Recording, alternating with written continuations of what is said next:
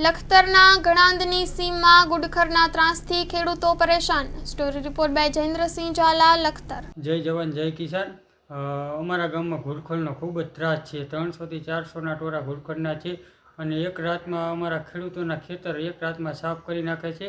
દિવસે ખેતરમાં કામ કરવાનું હોય અને રાત્રે ખચર ટોવા જવું પડે અને ખેતર સાફ કરીને કે આવા મોંઘા ભાવના બિયારણ વાયા હોય તો એક જ દિવસમાં અમારા ખેતર સાફ થઈ જાય છે। તો અમે બધા અરજી ઘણી બધી કરેલી છે। ફોરેસ્ટ ઓફિસથી માંડી કલેક્ટર, ઘુડખર કલેક્ટર, પછી વન અને પર્યાવરણ મંત્રીને બધી જગ્યાએ 2-3 વર્ષથી અમે અરજી આપી છે। આનો કોઈ ખચ્ચર ઘુડખરનો નિકાલ આવતો નથી।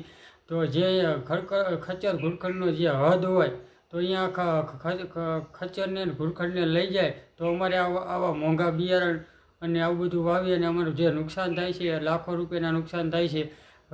દરેક ખેડૂતને વીઘે 2 થી 3 હજારનું નુકસાન છે। તો આવડા ઘુડખરનું કંઈ કરવામાં આવે અને વહેલી તકે લઈ જાય તો અમારી ખેડૂત બચી શકે એમ છે।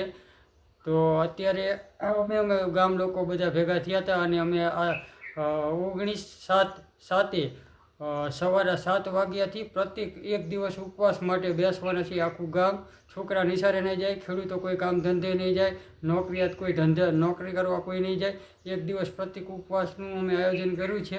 તો તમામ મીડિયા મિત્રો, પ્રેસ મીડિયા મિત્રો, પ્રિન્ટ મીડિયા મિત્રો, ઇલેક્ટ્રિક મીડિયા મિત્રો અને અમે આમંત્રણ આપીએ છીએ કે અમારા ગામમાં આવી અમારા ખેડૂતોનો પ્રશ્ન ઉઠાવે અને જો ઘુડખર જાય તો ખેડૂત બચી શકે એમ છે, નકર આ ઘુડખર નહીં જાય તો ખેડૂતની આત્મહત્યા કરવાનો વારો આવશે।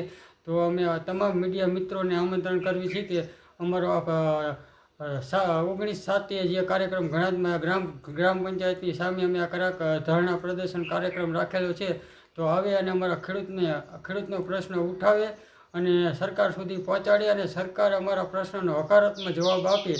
નહીં આપે તો અમે ગાંધી ચિંતા માર્ગે ઉગ્ર આંદોલન કરીશું।